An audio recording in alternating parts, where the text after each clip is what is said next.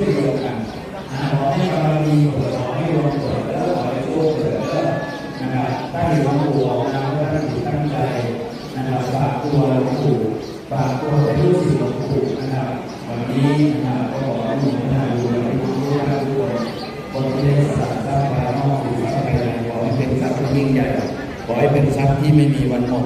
นะครับถ้าหากว่าในอดีตชาติของพวกเราเคยเกิดเป็นเศรษฐี100 ล้านเคยเกิดเป็นมหาเศรษฐี1,000 ล้านก็ขอให้เทวดาทั้ง16 ชั้นฟ้านี่เป็นองค์ที่ข้างหลังเนี่ยเขาจะสลักรูปมหาเจดีย์องค์ใหม่ไว้แล้วก็มีคำว่าโสรก็คือศิลาและที่สำคัญนี่หลวงปู่ใส่ตลับอันนี้ลงไปข้างล่าง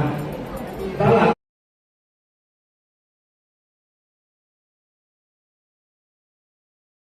เรียบก่อน